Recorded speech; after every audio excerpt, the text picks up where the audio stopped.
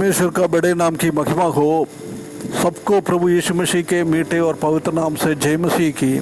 फिर से एक बार और सुबह के टाइम हम परमेश्वर का वचन के साथ प्रभात मनन में आने के लिए परमेश्वर ने एक अवसर हमारे जीवन में दिया है, इसलिए हम परमेश्वर को बहुत बहुत धन्यवाद करता हूँ।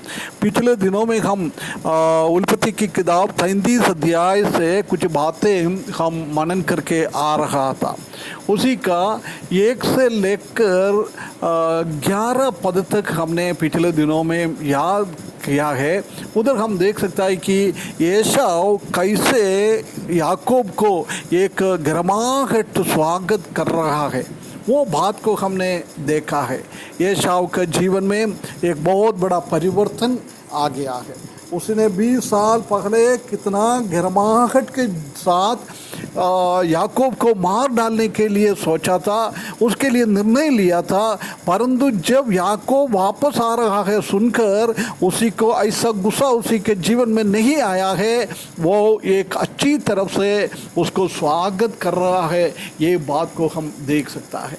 परंतु याकूब के जीवन में इतना एक परिवर्तन हम देख नहीं पाता है। आगे के पदों में हम देखेंगे तो वही हम देख सकता है।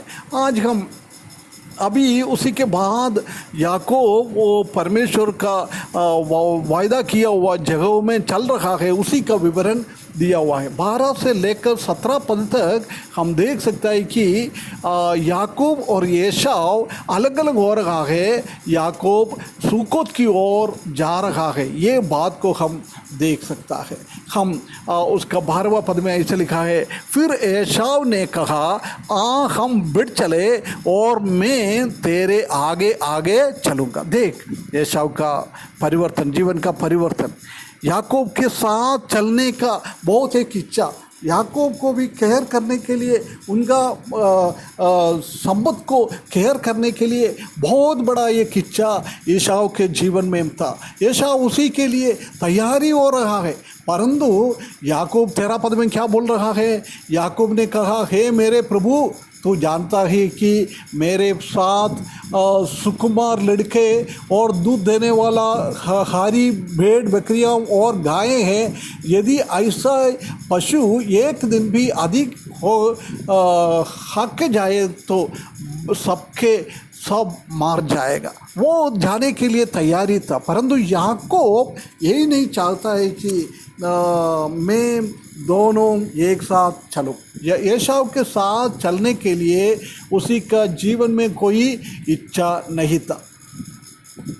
14 पद में लिखा है, सो तेरे मेरा प्रभु अपने दास के आगे बढ़ जाए और मैं उन पशुओं गदही के अनुसार जो मेरे आगे है और लड़के वालों की गदही के अनुसार धीरे धीरे चलकर सेईर में अपने प्रभु के पास पहुंचूंगा। देख, वो एसाव के साथ जाने के लिए उसी को इच्छा नहीं है, एसाव के साथ जीने के लिए उसको इच्छा नहीं है। ये बात को हम इधर देख सकता है। तुम आगे आगे चलो, तुम्हारा सेवक पीछे पीछे चलूँगा। जेकब को सिर्फ वो रिकन्सिलिएशन के लिए, उसी के साथ एक अच्छा मेल मिलाप होने के लिए उसका पसंद था, परंतु उनके साथ साथ चलने के लिए उसको इतना पसंद नहीं था, है ना। याकूब उसी के साथ, परंतु एसाव क्या चाहता है? उसी के साथ साथ चलने के लिए। हो सकता है याकूब अभी भी एसाव से डर रहे होगा, है ना। इसलिए बोल रहा है, आप चले जाओ, मैं आपके साथ साथ चलूँगा, आप सेईर में मैं आके आपसे मिलूँगा। परंतु 15 पद में हम देख सकता है कि एसाव ने कहा, तो अपने संग वालों में से कोई एक तेरे साथ छोड़ जाऊँ। देख, फिर भी एसाव का अच्छा एक स्वभाव है ना, कुछ लोगों को तुम्हारे साथ मैं छोड़ दूँ, वो लोग भी तुमको मदद करने के लिए तैयार हो, इतना तुम्हारे पास है ना, इसलिए तुम्हारे साथ रहोगे। उसको भी वो मना कर रहे, नहीं चाहिए, है ना, वो नहीं चाहिए। उसके बाद 16वां पद में, तब एसाव ने उसी दिन सेईर जाने का अपना मार्ग लिया है। वो सेईर की ओर गया है। वो सोचा होगा याकूब की उसी के पीछे पीछे आएंगे, साथ में रहेंगे। 17वें पद में हम देख सकते हैं कि उस याकूब वहाँ से कूच कर सुक्कोत को गया है, सुक्कोत को गया। देख, उसको बोला है मैं पीछे आ रहा हूँ, परंतु गया किधर है? सुक्कोत। दोनों अलग अलग डायरेक्शन है, एक दूसरा दिशा में जाता है, एक अलग दिशा में जाता है, ऑपोजिट डायरेक्शन है। ये इससे हम क्या समझ सकता है? निर्भाग्य के कारण याकूब अभी भी पुराना याकूब की जैसी काम कर रहा है। परमेश्वर ने उसको इस्राएल बनाया, परंतु वो इस्राएल के रूप में काम नहीं कर रहा है।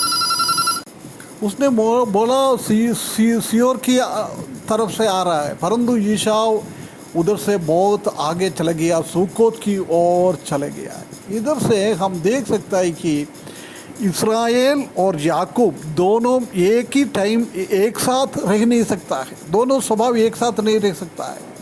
परंतु ईसाव के जीवन में बिल्कुल परिवर्तन आ गया है, उसी का बातों से हम समझ सकता है, परंतु याकूब के बातों से हम समझ सकता है उसी का परिवर्तन नहीं आया। इस्राएल बनाया, अभी वो जाकील, याकूब और इस्राएल ये दोनों मिलकर एक याकील के अनुभव में आज भी हमारा कलीसिया में हम देख सकते हैं कि ऐसे लोग हैं। कुछ लोग एसाव की जैसी है, पीछे है, दिखने में इतना आगे बढ़ते चढ़ते नहीं जाएगा, ऐसी एक अवस्था हम देख सकता है। ये स्वभाव है। आजकल हमारा कलीसिया में बहुत सारा ऐसे जकीएल के रूप में काम करता है। याकूब को भी स्वभाव है, इस्राएल को भी स्वभाव है। हम उद्धार पाया उसी टाइम हम एक नया सृष्टि बनाए, परंतु वो नया सृष्टि का स्वभाव हमारे जीवन में नहीं है, उससे भी हम अलग होके हुए जीता है। याकूब की जैसी, याकीएल की जैसी हमारा जीवन बिताता है। प्रिय भाइयों बहनों, हम कौन सी कैटेगरी में हैं? पुराना याकूब की जैसी है क्या, और नया इस्राएल के जैसी हमारा जीवन है, और जाकीएल की जैसी याकूब भी है, इस्राएल भी है, दोनों हमारे जीवन में है, और हम एसाव की जैसी है। एक बार हम फ़र्क है हमारा जीवन को, हमारा कैसे है, एक बार फ़र्क कर हमारा जीवन में कहाँ सुधार लाना है, उधर सुधार ला के प्रभु का महिमा के लिए जीने के लिए इस वचन के द्वारा परमेश्वर हमको सहायता करे। उसके बड़े नाम की महिमा हो।